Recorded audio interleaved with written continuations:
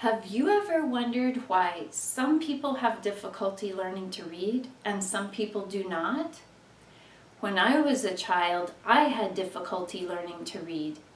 I remember 6 years old, sitting beside my dad with a book in front of me, and the words blurring with my tears and the terrible feeling in my stomach. I had difficulty memorizing multiplication tables too.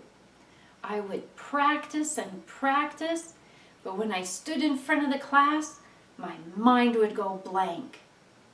I could memorize long poems and stories with ease, but I could not remember 7 times 8. And spelling. Spelling was the worst.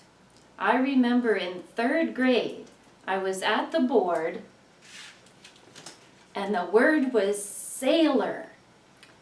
My mom told me to picture the word. I closed my eyes. No picture came to me. The teacher said, break it into syllables. Sailor, sail. I know, like on sale now. Sail. S-A-L-E. Sailor. Sailor. I got it. I was wrong. Wrong again. And I studied these words so hard. I didn't play hide and seek. I didn't ride my bike. I worked on these words. Why, oh why was this so difficult for me? I grew up and became a parent. My son had no difficulty with reading and spelling. My next child had no difficulty with reading or spelling either. Then our youngest came along. She was fun as a toddler. My husband and I had lots of good parent points. She attended preschool and enjoyed it. Then she started kindergarten, and she started having difficulty. She became more and more unhappy. Every school day was an overwhelming challenge to get her there. I was losing my good mom points fast. I didn't know why. We had her hearing and vision checked. They were fine. Why was she struggling? Why were there tears every time I brought up reading? Did she have emotional problems? But she was happy otherwise. Did she have attention problems or behavioral problems? But a lot of days she would be just fine, working hard, focused, but then the next day would just fall apart. Maybe it was developmental. Maybe she'll outgrow it. She did not. The older she got, the more frustrated she was with herself, the more negative she became about herself. We were desperate. We tried everything. We tried highly recommended phonics-based, research-backed reading programs. They did not work with her. And with each new program we tried and failed, her negative view of herself got worse. Why were these not working with her? I looked at the research on these phonics-based programs, and they were considered successful because they worked with 80%, a little less than 80% of children. What about the other 20%? That's 1 in 5. And this 1 in 5 is not some cold statistic. This 1 in 5 is my own child, full of tears and negativity. It took a while for this to sink in. phonics-based reading instruction works with less than 80% of children.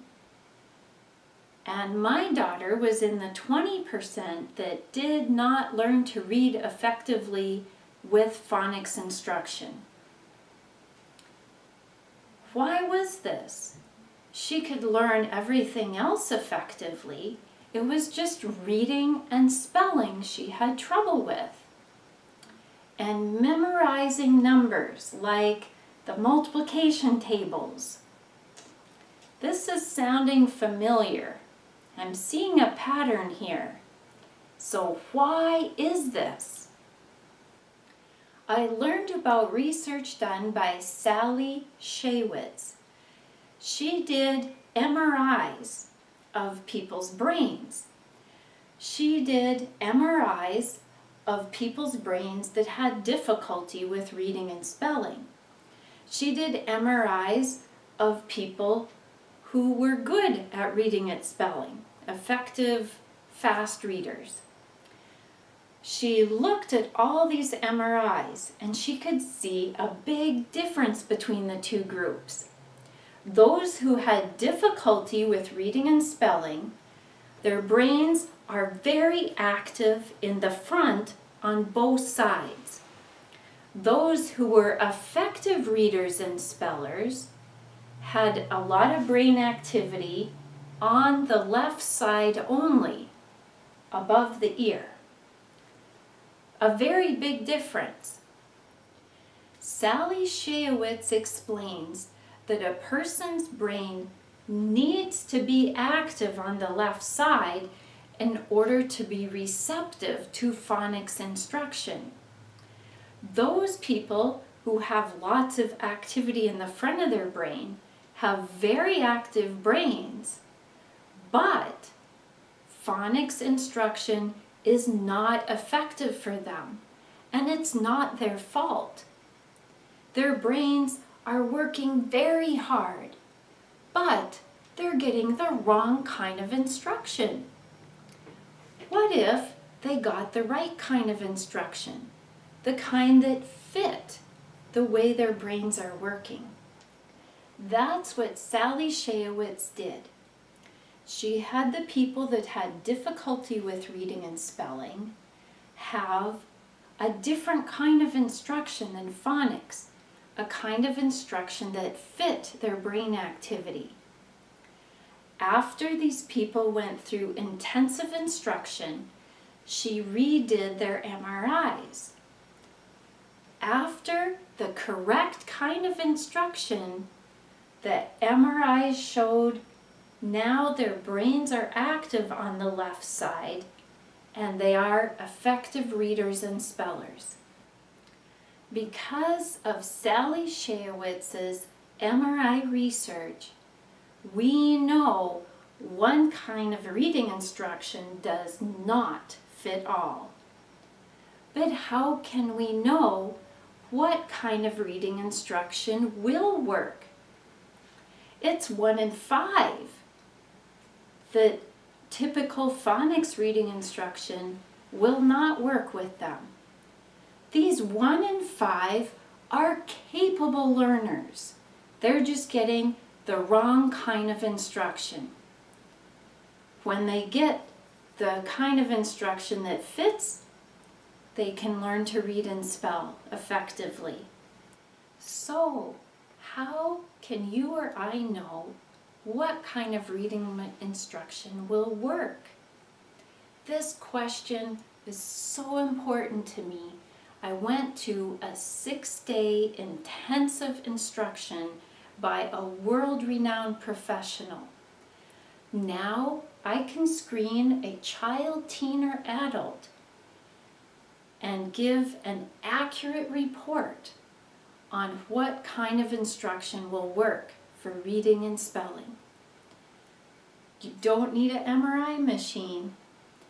Contact me and I can tell you what kind of instruction will fit your learner. No more tears, no more frustration. You can really know. So let me talk about how this feels.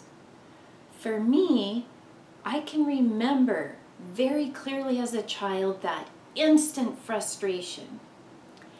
And we can see it in children quite young if we know what to look for.